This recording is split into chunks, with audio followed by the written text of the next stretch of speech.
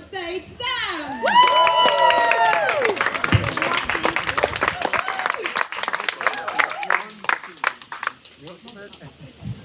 Thank you so much for enjoying the food that I didn't make but served.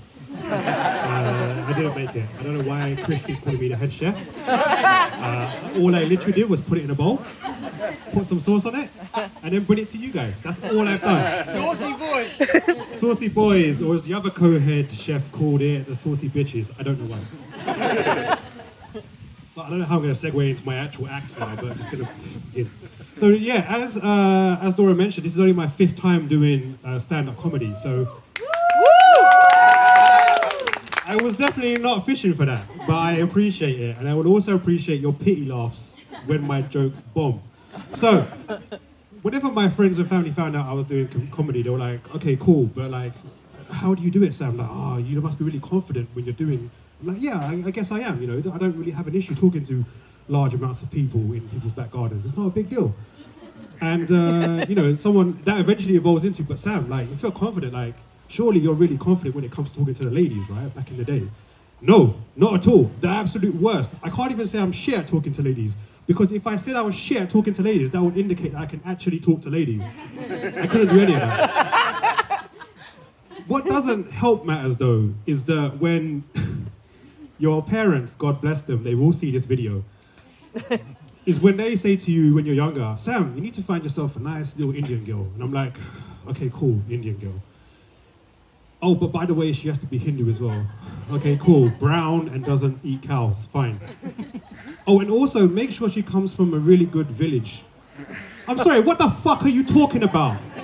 I'm 15 years old and you're giving me all this. What do you mean she has to be Indian, then Hindu, then she has to come from a really good village? What do you mean a village? How does that even, can you imagine if I was like to rock up at a club or wherever young people go nowadays, I don't know. And I'm like, see a woman, I'm like, excuse me, I noticed that you're brown. What are your thoughts on beef? Like, how do I navigate around that? Like, what? On top of having to talk to girls, I have to find out what their religion is, and where their parents are from and what village they're from. I don't study geography. Like, even if they told me, I'd be like, okay, a village somewhere in India. What do I do? Mom, they're from this village. Is this good or bad? What is this? Is this, no? It's a no? I'm so sorry, my dear. I'm gonna have to walk away from this particular conversation. I can't do it. But what's mad, right, is that as I've grown older, I'm not very religious, right? But as I've grown older, I've learned more about my culture. And to me, I thought, oh, Hindus are just like people who don't eat cows. That's pretty easy to do, right? You just don't eat beef. It's not a big deal. But then I found out there's like different subsects of like these of Hindus. Like there's different tiers of Hindu. There's a type of Hindu that doesn't eat food that has garlic or onion in it.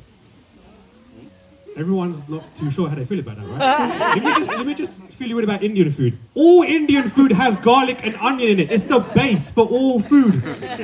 So when I found out there was a people who don't eat, I was like, what do they eat then? They just drink water or something with salt in it. Like, what the how does that even work? I blew my mind. To be fair though, the food was actually banging. It was literally just chips, but it was good chips. It had chili sauce on it, which didn't have onions and garlic in it. But boy, it blew my mind, right? Like, it's kind of crazy how different. You just assume, oh, Hindu is Hindu, that's it, no cows. Nope, there's different types. They don't do this, they don't do that. And it got me thinking about racism. You can laugh at racism. No. It's fine to laugh at racism, guys. If you laugh at it, you don't give it much. Then you can laugh at racism. Is there anything else you want to add? You've heard the disclaimer from the Queen, Her Highness, guys. If you're white, you can't laugh at racism. I'm very sorry. Even though I've got the mic right now, she has spoken. But please do laugh at racism because that's what my next bit is about. Okay, so like, I often think about my own personal experiences with racism, and I'm actually quite privileged in that I don't really experience it very often. I'm quite lucky. The main reason is because I live in East London and just loads of brown people. Who's going to be racist against me? I'm brown. But there's been one time where someone's been racist to me, and it was the most awkward not awkward. It was awkward because of one reason, right? But it evolves into another reason. Basically, I was working in a store, and this customer, she was really angry with me, and for some reason, she decided to call me a Taliban git. Yep. And so I was like, hang on a minute, what? Taliban git? You're black. Why are you being racist towards me? That's friendly fire. Imagine you're in a war, yeah, a war on racism, and you're on the trenches, you know. You're like, okay, watch out for the white racists, yeah. They've got hard R's. Be careful, okay.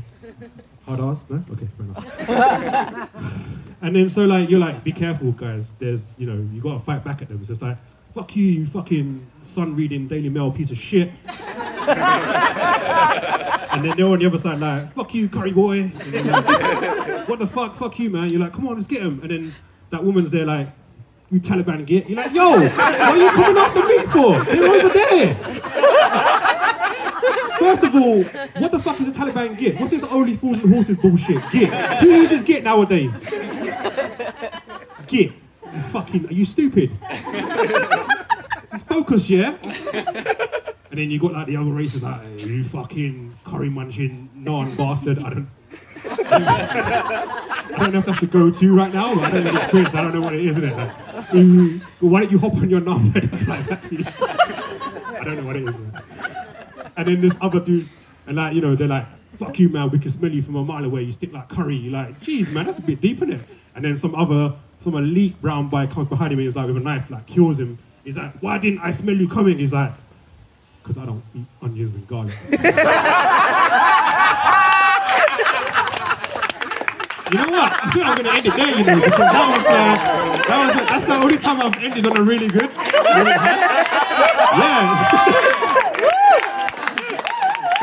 That means it's ended.